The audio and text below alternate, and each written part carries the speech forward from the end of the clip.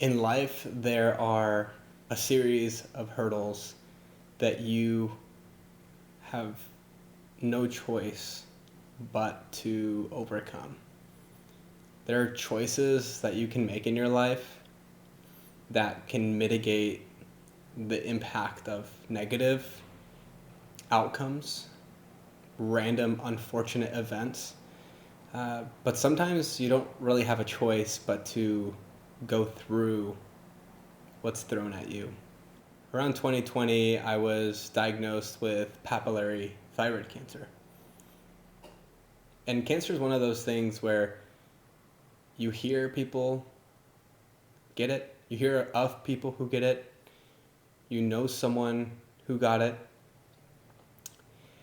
but you never expect yourself to be the one. Now, this isn't the topic of what I'm going to be talking about, so I'm going to save that for later. But essentially, I underwent surgery and radiation.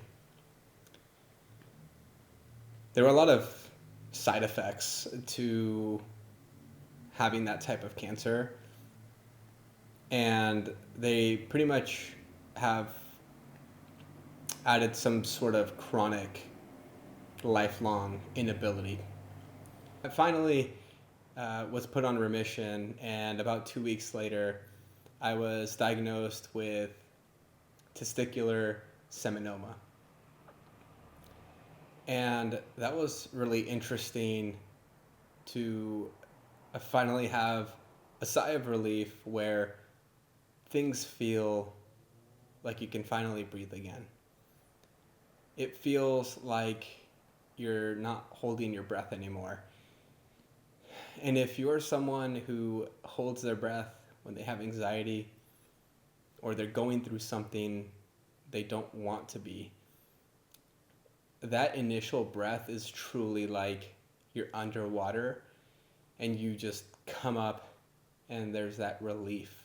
To hear that it was a completely different type of cancer, unrelated, just made the situation that much worse. And the first thing you think of are the people in your life and how you're going to tell them this news, right? I underwent surgery because this is what was recommended. And I had the cancer removed and was told that I would just be under surveillance. So 6 months later, I get a scan and it turns out that the cancer is metastatic. I was told that I would be receiving chemotherapy to treat this cancer, a very unique experience. To hear that you would be doing a treatment, again, that you hear others doing. You see it on TV, but you never think yourself that you will be going through it. So I was told I would be doing the treatment and what my treatment looked like.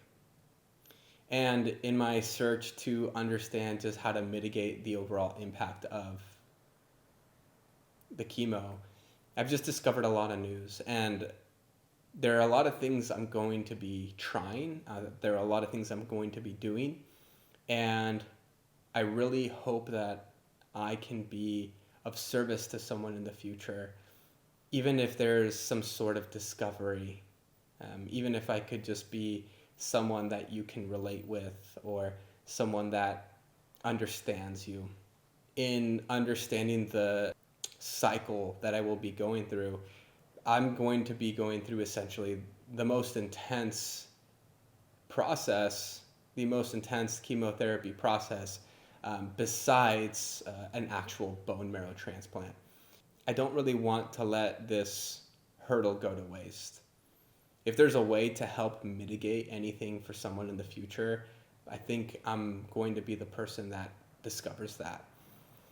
And I'm not under any illusion that the series of videos that I will be putting out are going to be pretty. They're really not. It's going to be a really sad but interesting development of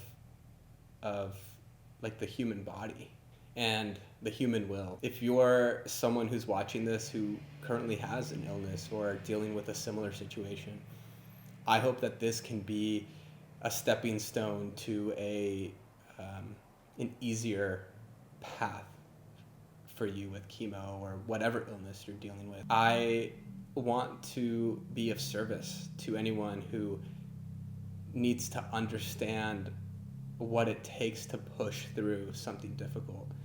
And I'm about to go through something really hard, not by choice. I'm going to use a lot of language that may come across poorly, and I want to be careful because I understand that everyone's opportunities and situations are not the same.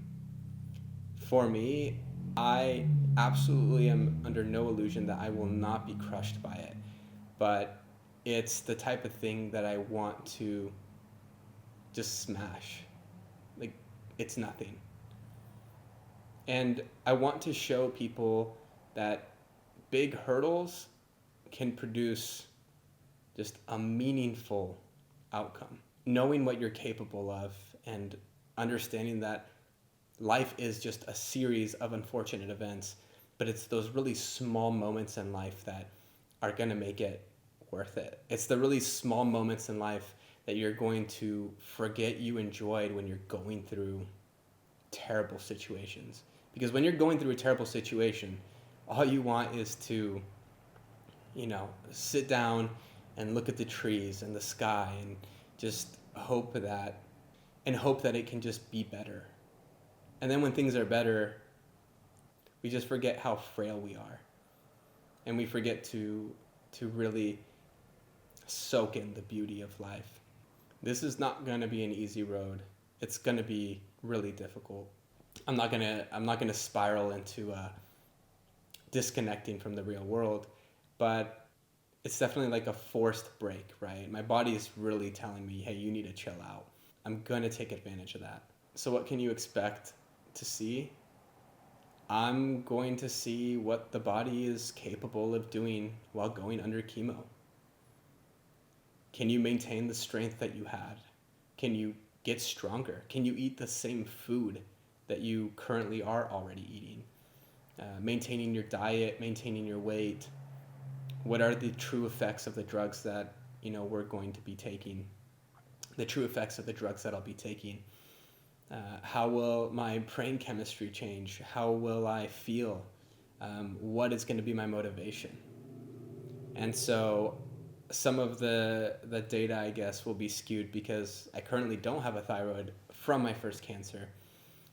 So I'm, dealing with that on that end, and then also a much less testosterone than I'm used to. But nonetheless, it's going to be a journey that I think is really valuable, information that I think people could really use. I think that I would be selfish to not share essentially the good news in the awful, unfortunate events of life. There are so many things to learn from what's about to happen, and I would love if you could participate in the journey. I would love if you could just let me know that you're here and that there's someone listening. It's gonna be lonely. I understand that I'm gonna feel like I'm the only person going through this, but I'm not, and you're absolutely not. This is an opportunity to learn about each other and to just see how things develop, how they unfold. And more than anything, this is an opportunity to just see how strong you can be. Ultimately, this series of videos is going to tackle two of my three fears, one of which is writing Guardians of the Galaxy in Disneyland. Just documenting and speaking because it feels so selfish to me. But I need to understand that there's at least one person. Just one person needs to hear this because I know that I can help just by listening and explaining and sharing what I find, sharing what I learn, because I want this to be as easy as I can for anyone who's going through something similar. And two, Oh man, it freaks me out to know that it feels like I'm oversharing. Some people want to feel like what they're saying is valuable, and I'm right with you. I really value listening to people more than speaking. So this is going to be a huge challenge for me. If you're still watching, like I said before, please, let me know if you're participating in this journey, if you're watching. The chemo I will be doing consists of uh, 4 cycles. 1 week, 4 to 6 hours. I'm not quite sure where it stands right now, but 4 to 6 hours a day for 5 days, and then 2 weeks off, and then I repeat that 4 times. So by mid-January, I will be complete with the chemotherapy. Obviously, I'll explain a lot more as we go on, but I would love for you to participate in this journey. If there's one thing to take from just these awful hurdles that are placed in front of us, just know that you're not alone. You're not alone through any of it. The thing that you're going through, thousands of people have been through it before. That doesn't diminish the levity of your situation, but it's meant to help you understand that you are not alone. There are people who have been in your shoes. There are people who have been in your situation, and I hope that I can fill that for someone. I appreciate your time. Thank you for watching.